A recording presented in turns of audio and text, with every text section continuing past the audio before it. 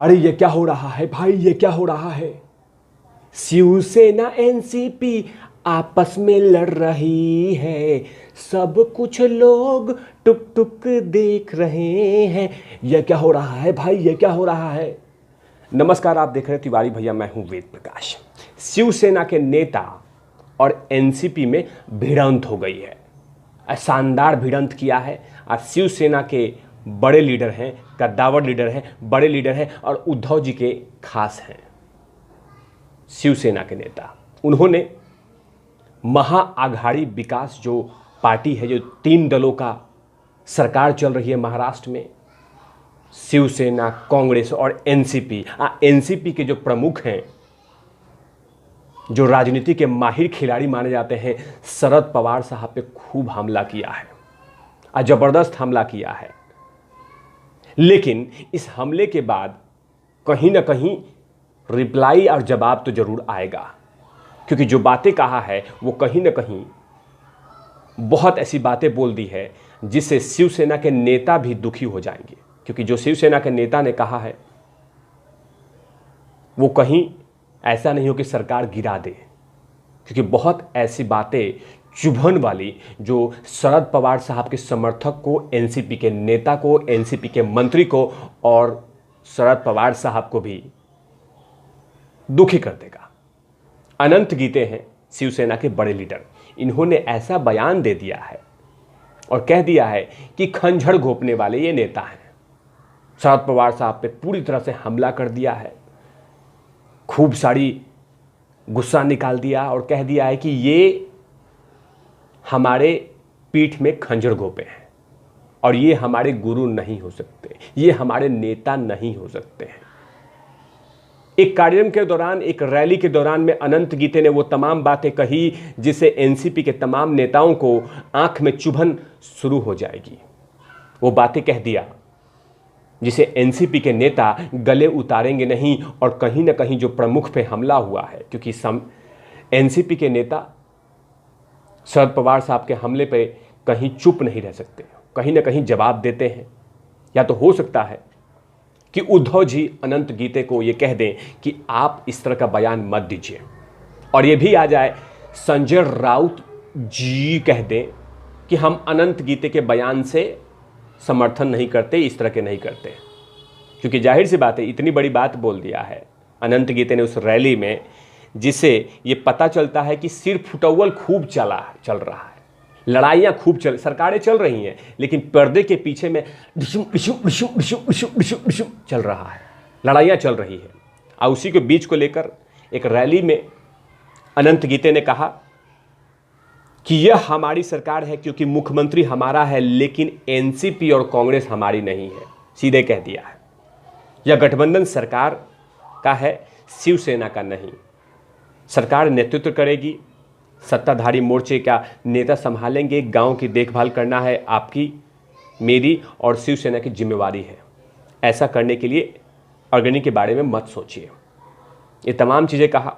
साथ में उन्होंने ये भी कहा कि कोई कितना भी बड़ा नेता रह जाए, उसे कोई भी उपाधि दे दे, सम्मान दे दे, इज्जत दे दे, लेकिन हमारा नेता वो नहीं हो सकता।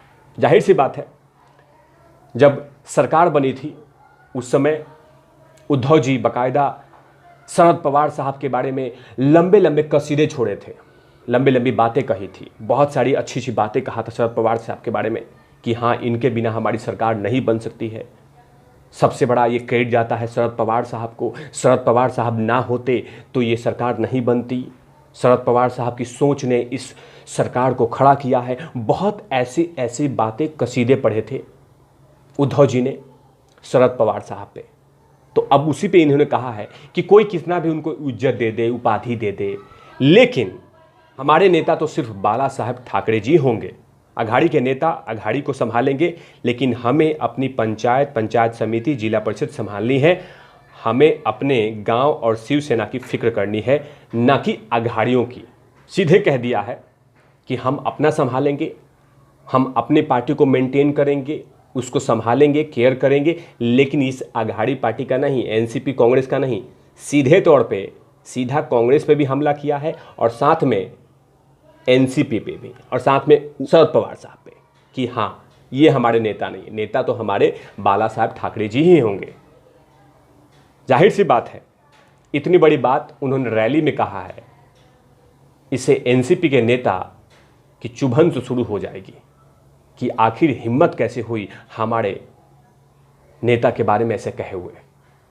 क्योंकि अनंत गीते ने यहाँ तक नहीं रुके, ये भी कह दिए कि राष्ट्रवादी कांग्रेस पार्टी का जन्म कांग्रेस की पीठ में खंजर घोंप के हुआ था। जबकि दो कांग्रेस पार्टियां एक नहीं हो पाई तो कांग्रेस तो शिवसेना कैसे कांग्रेस बन सकती है। जाहिर सी बात है कि पहले शरद पवार साहब कांग्रेस में थे, लेकिन कांग्रेस को तोड़ के अलग पार्टी बनाया जिसका नाम है एनसीपी, और उसी से दुखी होकर उन्होंने कह दिया कि जब ये कांग्रेस के नहीं हुए तो हमारे कैसे होंगे। तो जिन्होंने फीट में खंजर घोंपने वाले व्यक्ति लोग को हम कभी अपना नेता नहीं मान सकते, हम नहीं मानेंगे। क्योंकि बड़ा बयान है। अब जाहिर सी बात है, जब ये शिवसेना के नेताओं के पास ये पहुंचेगी बड़ी बड़ी बातें, तो वो कहीं ना कहीं इससे किनारा करेंगे। क्योंकि अनंत गीते छोटे मोटे नेता नहीं हैं शिवसेना के। जब देश के प्रधानमंत्री नरेंद्र मोदी पहला चरण कंप्लीट किया था, उस समय अनंत गीते केंद्रीय मंत्री हुआ करते थे। और जाहिर सी बात है, जब केंद्रीय मंत्री थे तो कहीं ना कहीं शिवसेना के करीबी नेता होंगे और उद्धव जी के करीबी, तभी तो उनको रिकमेंड किया गया कि हाँ इनको केंद्रीय मंत्री बनाया जाए। अगर इस तरह के वो बयान देते हैं तो शिवसेना भी अंदर अंदर चुप तो रहेगी। क्योंकि अनंत गीते का बयान कोई छोटा मोटा बयान नहीं है, वो बयान ऐसा ही है जैसा कि मानो उद्धव जी ने ही कहा होगा। क्योंकि अनंत गीते उस समय से शिवसेना में है जब से बाला साहब ठाकरे जी शिवसेना को फाउंडेट किया था, बनाया था, तैयार किया था। तभी तो उन्होंने कहा कि हमारे नेता ये सब नहीं हो सकते हैं, हमारे नेता सिर्फ बाला साहब ठाकरे जी होंगे। क्योंकि अनंत गीते का बयान एक बड़ा बयान है जो कि सीधे तौर से शरद पवार साहब पे हमला किया हुआ है। लेकिन जिस तरह का संजय राउत ने बचाव किया है, इससे कहीं ना कहीं एनसीपी के नेता तो थोड़ा सा राहत महसूस करेंगे कि हाँ अच्छा किया आपने, ये बयान से अलग हो गए।